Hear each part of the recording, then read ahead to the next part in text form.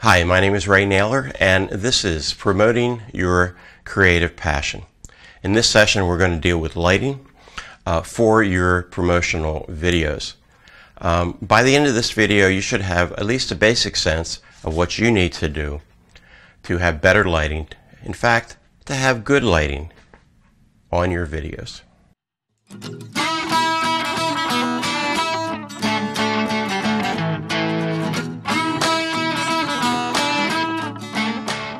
So what is good lighting? What good lighting means to me is that it reflects your mood of the video that you're trying to create. Now the main point is you want people to watch your video through to the end. If it's too dark that people can barely see you, or if it's too light so that your face is washed out, those are the kind of things that are going to make people move on to another video. I find that lighting is one of the most difficult things to do, but I would say more than anything else, you really have to experiment with your lighting. You have to check the bulbs that you have. Are they the best bulbs that you can get? The height of your lights. How far back, how far close are the lights? So it takes quite a bit of experimentation to get the lights the way you want, to have it as close to the mood of your video as possible. I want to talk a little bit about sources of low-cost lights, and that's what we're talking about pretty much in this video series or tutorial series as far as the video goes. How can we do it so that we have good produced videos for the lowest possible price? The first thing is the sun. Now the advantages of the sun, and number one, it's free.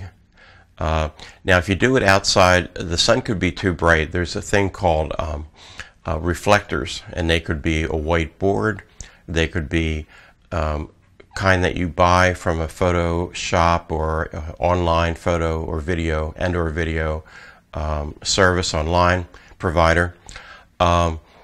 Whatever it is, that what you can, in that case, the person that you're shooting can stand with their back to the sun, and you have the reflector reflecting the sun onto them, and that will make it a lot less bright, obviously. You can also do it inside with the sun if you have a nice window where the sun comes in. Now the disadvantage is that one thing the sun does is move slowly. So depending how long your shoot is, if you have it too long, you might find that the sun changes so much that it just makes the video look a lot different.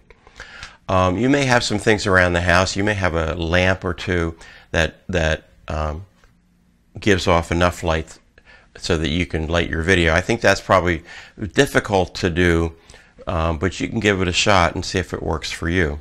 What I use are clip lamps that I got at Home Depot. And the bulbs I got, I'm going to talk about bulbs in a minute. These are daylight bulbs, and they have worked pretty well for me.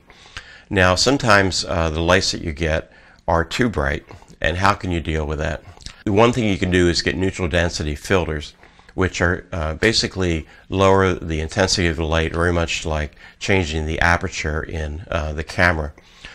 You can also get a very inexpensive dimmer, for example, again from a place like Home Depot. The one I have costs about $7. I have a couple of them. And you can dim the lights to make them less intense. A lot of time the lights will be too focused. Diffusion paper will diffuse the light. And those are two ways that you could lessen the light. One of the things I did want to say about clip lights, you have to find a way to clip them onto something that's movable. It's unlikely that you're going to find something that's stationary, that doesn't move, for it to be the right distance, the height, and so forth, although it's possible. Now in my case, I use a couple things, and talk about shoestring production. I have some speaker stands that I used previously with speakers, and I used two of those for two of my lights. Now in this case, right now I'm using backlights. And I only have the two speaker stands, so I'm using mic stands to hook the lights onto. Also, I also use additional clips to hold the clip on because they have a tendency to move like this, which is not good. So you have to be very creative to figure how you're going to put clip lights on. There are also what they call lighting kits that you can get through a video or photography store or online store, such as B&H Photo in New York, which is online as well as they have a store. They can be very, very expensive, or there are lower cost light kits for under $100. I keep on thinking I should buy some of those, but the lights I have here with the clip lights work pretty well for me. So right now I'm not going to worry about buying anything, but they are available. Very briefly on bulbs, there's different kind of bulbs you can get. I like LED daylight bulbs. LED because they don't get hot. Daylight bulbs, they seem to work best to make the colors the way they're supposed to be for the most part. There's also other kinds of lights. It's fluorescent bulbs, not just the long ones, but also the small ones. Some people, in fact, do use those fluorescent, the long things that you would have in your ceiling, and somehow attach them to something and use fluorescent bulbs. The one kind of bulb you probably want to stay away from is the halogen bulbs. They're extremely hot, and if whatever you're attaching them to, if that falls over, you could set your house on fire. The LED bulbs are good because they're cool. So I use those a lot. No matter what kind of lights or bulbs you use, you may need to do some color correction in the editing process. The thing I like about the daylight bulbs, at least what I found for myself, is I hardly need to do any color correction. But I also need to do some custom white balance, which I think I talked about last time. And in a future video, I'm going to get into that more. Another issue is how many lights you're going to need. You could use one light, you could use two lights, you could even use three lights, which is called, three-point lighting.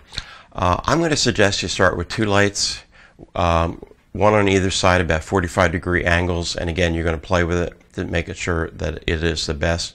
You can also use one light. There is a way to do that, and in a future video, I'm going to talk about that also. But I think two lights for you would probably be the best way to start to get half-decent lighting. And the bottom line is you want people to watch your video. And a big part of that is how the video looks, and a big part of that is the lighting. So, as I mentioned last time, I have an ebook on lighting, cameras, and audio. And if you haven't ordered yours yet, click the link below, and it'll take you to a page where I get your name and your email, and I'll send that right out to you.